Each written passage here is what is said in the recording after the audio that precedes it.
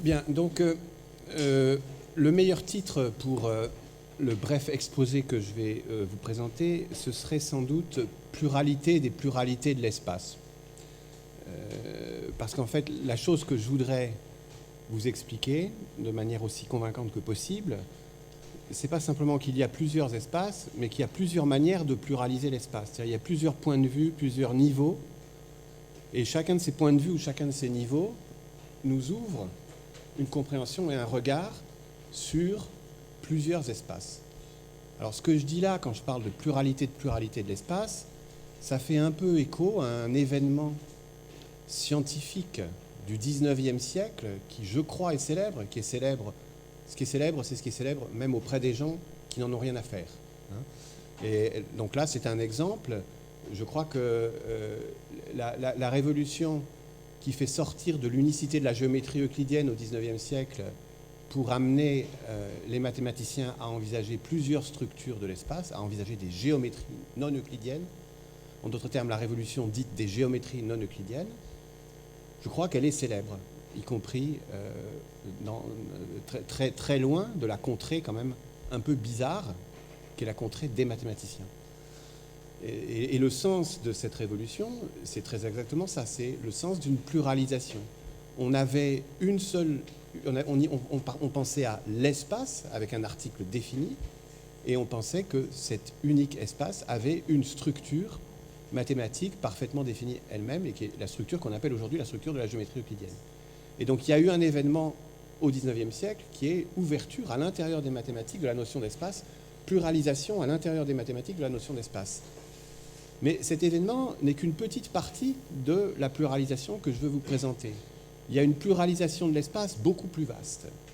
Il y a une pluralisation de l'espace qui est opérée par, d'abord à l'intérieur des mathématiques, elle est bien plus vaste que ce qu'on dit en général. Et puis, la pluralisation de l'espace, elle est aussi opérée par d'autres disciplines, par la physique, par les sciences cognitives, par les sciences humaines. Mais ce n'est même pas tout.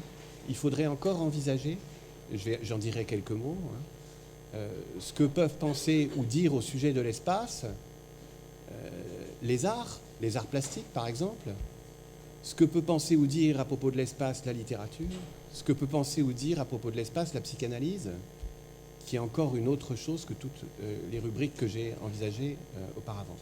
Donc voilà mon intention, c'est vous présenter cette pluralité des pluralités de l'espace. Et alors j'ajoute encore un élément à cette pluralité de pluralité, c'est celui de la philosophie. C'est-à-dire quand même la discipline pour laquelle je milite, la mienne, ma préférée par définition. Pourquoi ? Parce que la philosophie elle-même a sa propre manière de pluraliser l'espace. Et ce que je voudrais vous présenter dans la deuxième moitié de cet exposé, c'est comment la philosophie, tout à fait différemment de tous les autres genres ou disciplines que j'ai évoqués avant, la philosophie elle-même a des manières très incommensurables et différentes de situer et d'envisager l'espace. Et je voudrais vous en donner une idée donc dans la deuxième partie de l'exposé. Donc voilà mon programme. Maintenant, je me lance dans le programme et M. Obadia m'a promis qu'il m'arrêterait au bout de 15 minutes, ce qui fait que je n'aurai pas fini la première partie, mais je commencerai la seconde partie. Et du coup, j'aurai été aussi cruel avec ma première partie qu'avec ma seconde partie. Chacune sera avortée, mais de manière à peu près équilibrée. Donc je me lance dans le premier versant, qui est la pluralisation de l'espace, essentiellement par les disciplines scientifiques. Néanmoins, dans cette première partie, j'envisagerai aussi, j'irai un peu au-delà de la science. Alors, je reviens aux mathématiques, qui nous ont donné un peu le modèle avec les géométries non euclidiennes. Je voudrais très vite vous faire sentir que les mathématiques, au cours du 19e et surtout au cours du 20e siècle, ont pluralisé l'espace incroyablement, beaucoup plus que le sens commun ne le conçoit, et d'une manière vertigineuse. Et bon, je voudrais susciter en vous une espèce de frisson, un frisson à la fois amoureux et esthétique, devant ce génie de la mathématique qui invente tant de choses. Il faut voir que la mathématique, c'est la littérature la plus féconde, en un sens. C'est une littérature folle qui invente des univers, des mondes, des lois, des règles, et qui nous les propose et nous dit « jouez là-dedans, vous pouvez jouer là-dedans ». Je vous montre, j'ai un peu joué. Et puis voici un autre monde, vous pouvez jouer là-dedans aussi. Voici le genre de jeu qu'on peut y jouer. Donc, à propos de l'espace, qu'est-ce qu'il y a à dire? Bon, d'abord, il y a l'histoire des géométries non euclidiennes. Alors, les géométries non euclidiennes, c'est lié à la réflexion sur le postulat d'Euclide, le postulat qui dit que si on a une droite et un point, on va faire passer par ce point une seule parallèle à la droite. Notre intuition nous dit que ce postulat est vrai. Il nous paraît clair que si nous avons une droite et un point, il y a une seule manière de faire passer par le point une parallèle à notre droite. Néanmoins, Euclide introduit la proposition tard dans ces éléments d'Euclide, après avoir fixé ses définitions et ses axiomes, et tout le monde s'est toujours demandé si ce postulat, introduit un peu plus tard, pouvait être déduit de la base des définitions et des axiomes d'Euclide. Cette discussion se poursuit pendant des siècles, et au cours du XIXe siècle, des gens comme Lobachevsky et Riemann arrivent à montrer de manière indubitable qu'on ne peut pas déduire le postulat d'Euclide, ce qui veut dire immédiatement qu'on peut avoir des géométries qui satisfont toutes les axiomes et définitions d'Euclide, sauf le postulat d'Euclide, et qui donc sont des nouvelles géométries.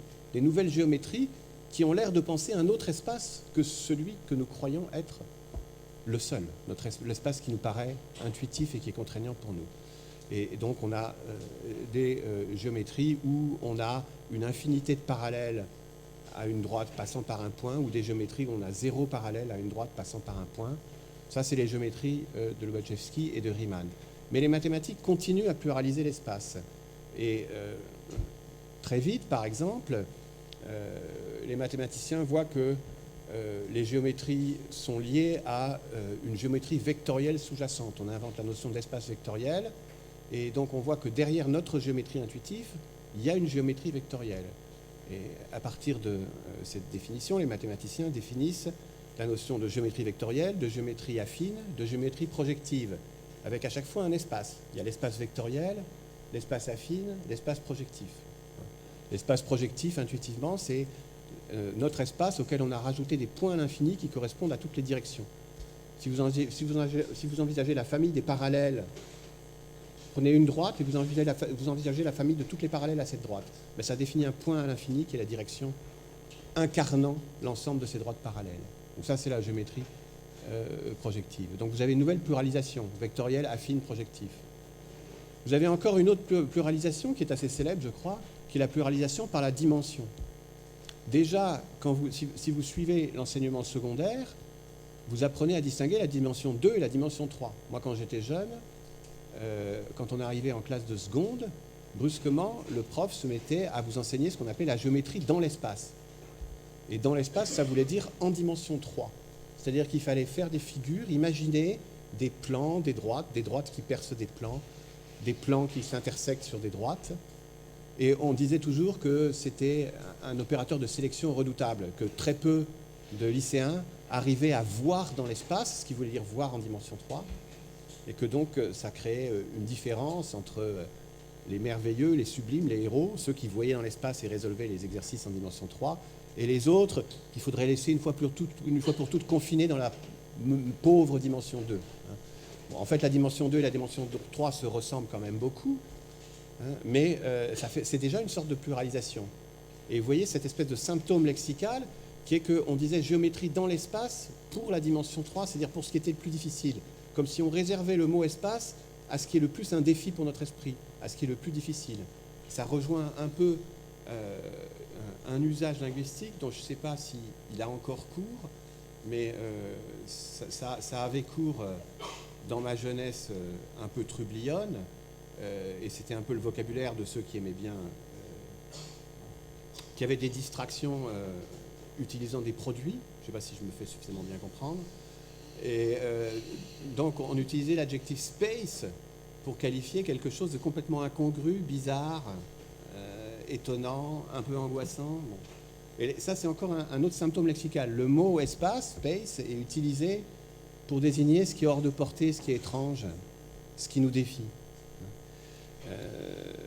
Donc, nouvelle pluralisation, la dimension, je le disais. Donc, dimension 2, dimension 3, ça on y est habitué, mais le point de vue mathématicien, au cours du XXe et du XIXe, surtout du XXe, à partir de la notion d'espace vectoriel qui a été complètement reconstruite et approfondie, envisage la dimension quelconque. Donc on va avoir des espaces de dimension n, n étant un nombre arbitraire, et même des espaces de dimension infinie. Alors, ça c'est un autre type de pluralisation, parce que vous voyez bien que la dimension 3, déjà c'est plus difficile à voir dans l'espace en dimension 3 qu'en dimension 2, mais à partir du moment où vous êtes en dimension plus que 3, vous ne voyez pas. Il est impossible de voir. Donc ce qu'on fait pour voir, c'est qu'on fait des coupes. On coupe les réalités de la dimension n ou de la dimension infinie pour avoir une image projetée sur de la dimension 2 ou 3 qui nous fait y voir quelque chose. Une anecdote sur la dimension n, la dimension quelconque, je me souviens de cette série télévisée qui était une série télévisée de science-fiction et qui faisait frissonner ma jeunesse et qui était la 4e dimension. Et donc déjà, la dimension 4, c'était une manière d'accéder à l'ineffable, au rêve, au magique. Mais donc, vous voyez bien qu'avec la pluralisation mathématique dont nous disposons maintenant, c'est rien, ça, la dimension 4. En fait, on raisonne en dimension n, en dimension infinie. Une autre pluralisation extrêmement importante qui correspond à des intuitions qui étaient déjà celles de Leibniz au XVIIe siècle, au XVIIIe siècle, pardon. Leibniz envisageait ce qu'il appelait une analysis situs, c'est-à-dire une théorie du lieu qui penserait le lieu indépendamment de la distance métrique, c'est-à-dire une espèce de pensée où on aurait des choses qui soient localisées les unes par rapport aux autres. Ça aurait un sens de dire que quelque chose est proche d'autre chose, donc on aurait une notion de proximité, mais ces notions de proximité et de lieu ne seraient pas liées à une distance qui quantifie l'écart entre deux points. Donc ça, c'était l'intuition leibnizienne, et vous avez au XXe siècle le développement d'une notion absolument nouvelle, extraordinairement générale, qui est la notion d'espace topologique. Et un espace topologique, c'est n'importe quel ensemble, une collection d'objets, où vous avez mis une espèce de structure qui permet de penser le lieu, et on pense le lieu de manière purement qualitative.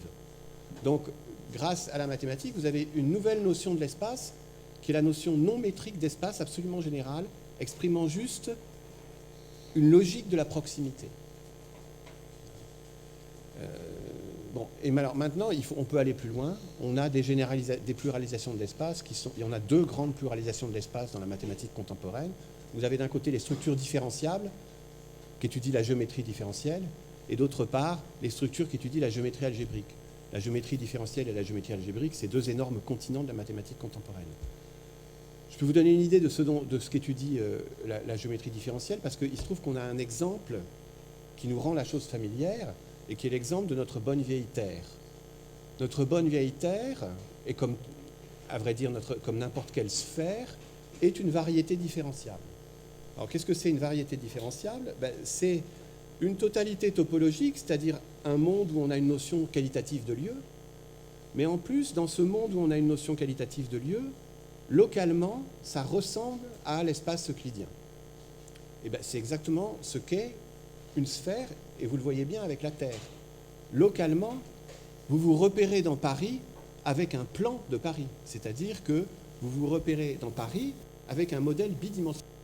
Vous considérez que vous allez trouver les lieux en faisant comme si Paris, c'était quelque chose de parfaitement plan, et chaque point est repéré par deux coordonnées à la limite. Et effectivement, localement sur la Terre, c'est toujours possible de se repérer comme ça, avec deux coordonnées, et en se représentant l'endroit où on vit comme plan. Et c'est ce qui a permis intuition qui a eu la vie dure pendant de longs siècles, comme quoi le monde était plat, comme quoi la Terre était plate. Mais en fait, la Terre n'est pas plate, elle est sphérique. Et tout en étant sphérique, elle est localement plate. Et ce fait que la Terre, tout en étant sphérique, est localement plate, c'est exactement la structure de variété différenciable dont je vous parle. C'est des montages topologiques qui peuvent être très compliqués du lieu, des assemblages de lieux, des patchworks de lieux. Et le montage global est très compliqué, je ne peux pas me le représenter facilement, mais localement, j'ai des cartes qui ramènent ça à l'espace euclidien de dimension 2, par exemple. Donc ça, c'est la pluralisation différenciable, qui est très importante parce que, je vais y venir juste après, les grandes théories physiques de la relativité vont modéliser l'univers comme ça, par les variétés différentiables. J'ai déjà fait 15 minutes. Donc vous voyez, j'ai même pas abordé la physique, ni les sciences cognitives, ni les sciences de l'homme et de la société. Donc, vous sentez le déficit, mais je pense que c'est bien. Hein. L'idée de pluralité des pluralités de l'espace, j'ai même pas fini les mathématiques. Hein, oui. L'idée, c'est qu'on a l'espace à stimuler la pensée humaine d'une manière insensée, d'une manière qui doit soulever en nous une espèce d'admiration pour l'esprit humain. Donc, j'ai terminé tout en ayant négligé tellement de postes. Et je passe à la philosophie. Alors, pour reprendre le côté philosophique, je voudrais essayer de vous montrer comment les philosophes pluralisent l'espace. Alors, ils le pluralisent différemment, bien différemment des mathématiciens. Vous avez vu comment font les mathématiciens. Ils pluralisent en imaginant des structures qui vont représenter l'espace, qui vont incarner la spatialité. Donc, chaque fois, ils inventent une structure, et cette structure fixe une règle du jeu, fixe des problèmes qu'on peut poser. Ça, c'est la façon des mathématiciens. Et finalement, chacun des espaces qu'invente le mathématicien, c'est un espace possible. Le mathématicien ne se soucie pas de quel est l'espace réel.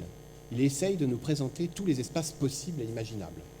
La question du réel, c'est pour les collègues. Le mathématicien, lui, il explore le possible. Bon, alors je passe au versant philosophique. Et il y a une habitude qui est excellente quand on fait de la philosophie, c'est de toujours démarrer par Kant. Kant est le père tutélaire de la philosophie, le philosophe de tous les philosophes.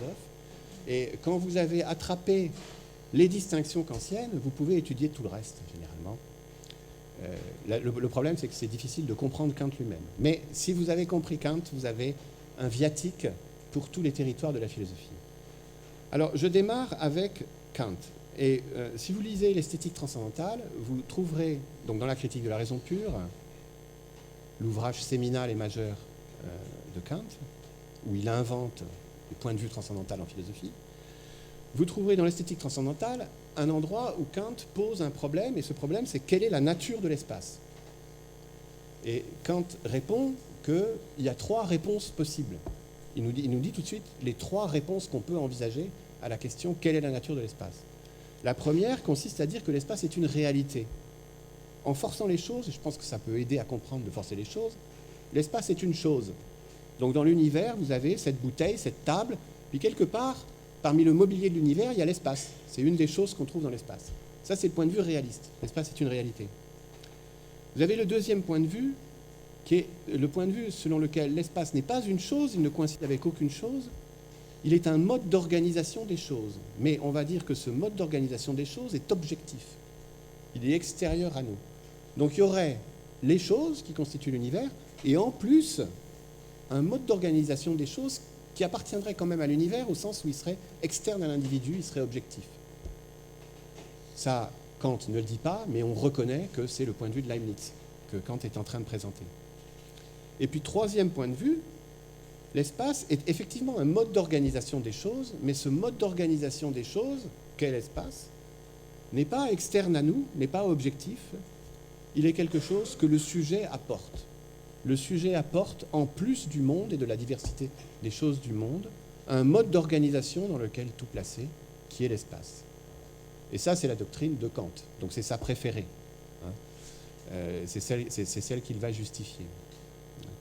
C'est ce qui va donner lieu à la formulation. L'espace est la forme a priori de la sensibilité externe. Donc toutes les impressions externes que nous recevons et qui sont les éléments sur la base desquels nous nous représentons les choses, toutes nos impressions sensibles externes, au moment de construire notre représentation des choses, nous les organisons dans l'espace. C'est-à-dire que nous rajoutons l'intuition d'une espèce de milieu infinitaire global où vont se placer toutes nos impressions et donc tous nos phénomènes des choses et donc toutes nos représentations des choses. Ça, c'est la réponse kantienne. Bon, alors Kant explique que les premières possibilités, la possibilité 1 et 2, dire que l'espace est une chose, ou bien que dire que l'espace c'est un mode d'organisation objectif des choses, c'est insoutenable, parce que si c'était ça, dit Kant, on ne pourrait pas avoir de connaissance de l'espace autrement qu'a posteriori. Si l'espace était une chose, si l'espace était comme la bouteille, je ne pourrais rien dire de pertinent sur l'espace autrement qu'en regardant la bouteille. Si je veux dire quelque chose sur la bouteille, je vais la regarder. Elle est petite, elle a un bouchon bleu, etc. Bon. Donc si l'espace était une chose comme ça, pour savoir quelque chose sur l'espace, il faudrait aller regarder l'espace. Et où le trouverait-on? Bon. Donc c'est pas possible. Mais de même, si l'espace était un mode d'organisation objectif des choses, dit Kant, c'est pareil. Dans la mesure où ce mode d'organisation, il serait objectif et extérieur à nous, on ne pourrait décrire l'espace qu'en allant regarder ce mode d'organisation objectif. Avec à chaque fois le problème ironique, où le trouverait-on, qui réintroduit le problème de l'espace. Mais Kant dit, l'espace, c'est pas comme ça que nous le connaissons. Nous avons une discipline qui connaît l'espace. C'est la géométrie. Elle est pratiquée depuis les Grecs. Et les gens font de la géométrie sans regarder le monde. Les mathématiciens, les géomètres, énoncent des théorèmes qui disent la vérité sur l'espace sans regarder le monde. Ils arrivent à dérouler tout un système de vérités que Kant va appeler des vérités a priori. Donc pour lui, cet argument est définitif. Ça prouve que l'espace est le mode d'organisation subjectif, qui était la troisième possibilité. Alors, ce que je retiens de ce petit excursus kantien, cette petite promenade dans la philosophie kantienne, c'est que ça nous donne en même temps l'idée de ce que fait le philosophe avec l'espace. Que fait le philosophe avec l'espace ? Il se pose un problème que Kant appelle « quelle est la nature de l'espace ?» Mais la manière kantienne de nommer ce problème a l'air encore trop restreinte. En fait, ce que fait le philosophe, c'est qu'il cherche à situer l'espace parmi tout ce que nous connaissons et tout ce qui nous concerne. J'ai un rhume qui affecte ma voix. Donc, il s'agit de situer l'espace parmi toutes les réalités que nous connaissons, parmi toutes les pensées que nous connaissons, parmi toutes les expériences que nous pouvons traverser. Et le philosophe, c'est toujours sa tâche. Quand il y a un thème, il va essayer de situer ce thème par rapport à cette espèce d'univers composite, nos pensées, nos réalités, nos expériences, dans quoi tout se place et tout baigne. Et le philosophe est celui qui essaye d'organiser tout ça, de domicilier chaque chose à la place qui est la sienne. Donc la tâche de la philosophie, ça va être de domicilier l'espace. Dire l'espace, c'est de quel ordre ? Quand on réfléchit spatialement aux choses, ça correspond à quoi ? À quelle dimension de la pensée, de l'expérience, de la réalité ? Chaque philosophe va proposer une réponse à ça. Et comme les philosophes proposent des réponses très hétérogènes à cette question, ça nous donne une nouvelle pluralité. C'est la pluralité des domiciliations de la spatialité dans la réalité, la pensée, l'expérience. Deuxième, donc maintenant, je voudrais prendre une série d'exemples. J'en ai préparé 4 ou 5, je ne sais plus. Le deuxième, je recule dans le temps, c'est Aristote. Aristote se pose aussi la question de l'espace. Lui aussi va essayer de domicilier l'espace. Alors comment se pose le problème pour lui ? Première approche du problème par Aristote. Aristote s'intéresse à ce qu'il appelle les catégories. Et les catégories, c'est les propriétés les plus générales qui peuvent virtuellement se dire de toutes choses. Quand nous envisageons toutes les choses possibles et imaginables, nous leur attribuons des propriétés. Et il y a certaines propriétés qui sont hyper générales, il n'y a pas plus général qu'elles, sauf la propriété consistant à dire que cette chose est, qu'elle a de l'être. Mais sinon, il y a des propriétés maximalement générales qui se disent de toutes sortes de choses. Ces propriétés maximalement générales, c'est ce que Aristote appelle les catégories. Et il dénombre 10 catégories, et parmi ces catégories, il y a le lieu. Donc la première façon dont Aristote trouve la question de l'espace, c'est avec la catégorie du lieu. C'est-à-dire qu'Aristote remarque que toute chose qui existe, dans la mesure où elle existe, on doit pouvoir lui attribuer un lieu. Il faut qu'elle soit quelque part. Donc il va y avoir ce qu'on appelle en logique une prédication, attribuer une propriété à une chose, une phrase de la forme S et P, ma grand-mère est rousse. Donc en particulier, toute chose, on va pouvoir dire cette chose est à tel endroit. Par exemple, François est à Rome. Vous sentez que ça marche, François est à Rome. La catégorie du lieu. Et la remarque que c'est intimement lié au fait même d'être. Une chose ne peut pas être considérée comme existante si elle n'a pas un lieu. Donc c'est la première entrée d'Aristote sur l'espace. Mais alors du coup, il va se poser tout de suite le problème de savoir quel est le rapport entre le lieu et la chose. C'est-à-dire que la question qui tourmente Aristote, c'est est-ce que le lieu coïncide avec la chose ou est-ce qu'il est différent de la chose ? Et deuxièmement, à supposer que le lieu soit différent de la chose, est-ce que le lieu peut être envisagé complètement indépendamment de la chose ? Et en fait, Aristote va essayer de donner une réponse prudente, de l'ordre du juste milieu. Si vous connaissez Aristote, il fait toujours ça.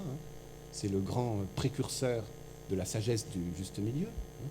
Et donc son juste milieu sur la question spatiale, ça va être de dire que le lieu ne coïncide pas avec la chose, mais que néanmoins, il n'en est pas indépendant.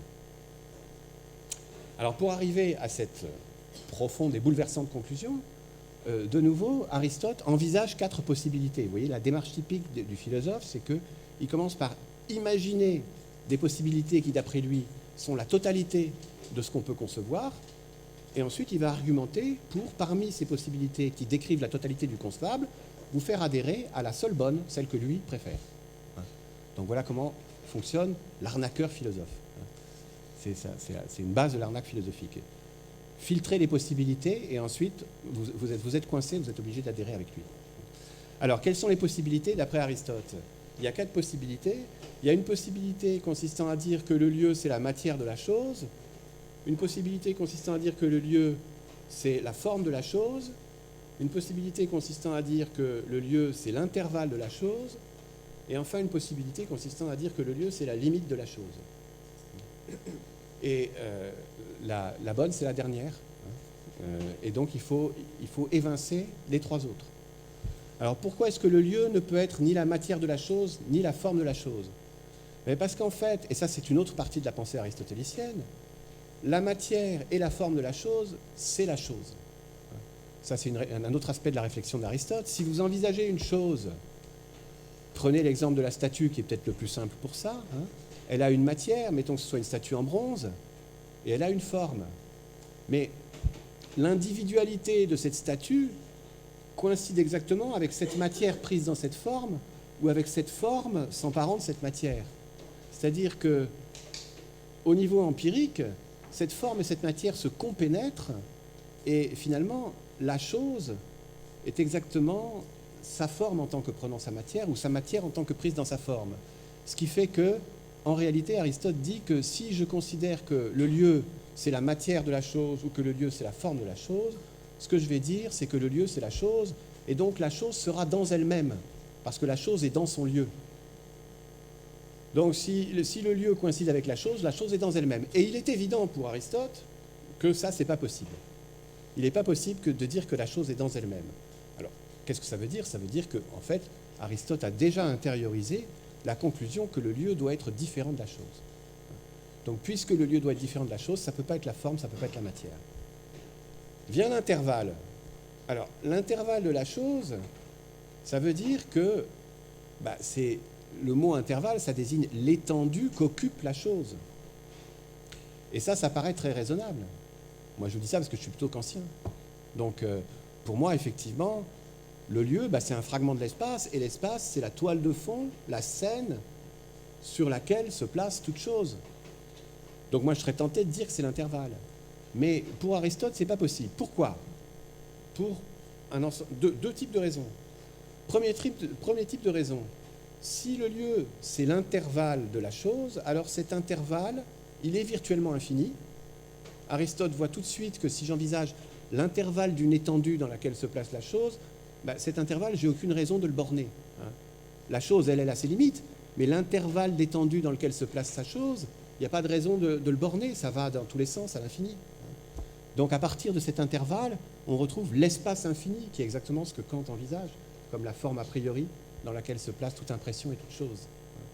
Et donc Aristote dit, ça nous ferait un lieu qui serait quelque chose de primordial, d'infini, de surpuissant.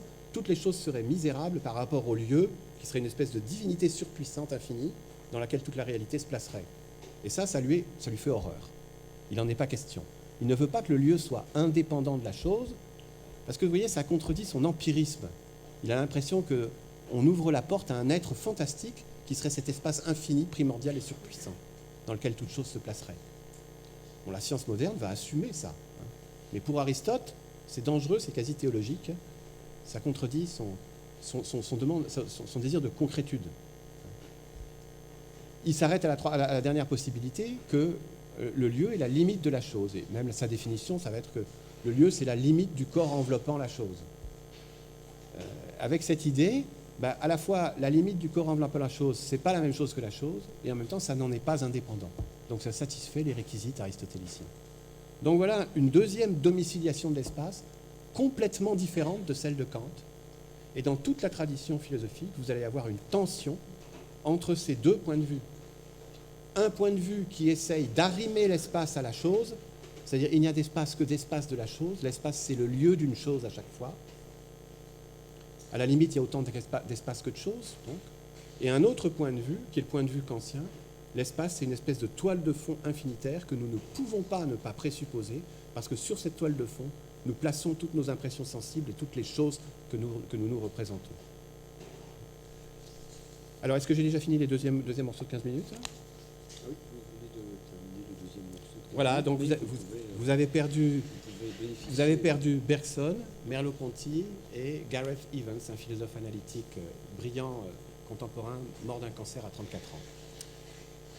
Mais il est bon de s'arrêter et de vous laisser la possibilité de réagir.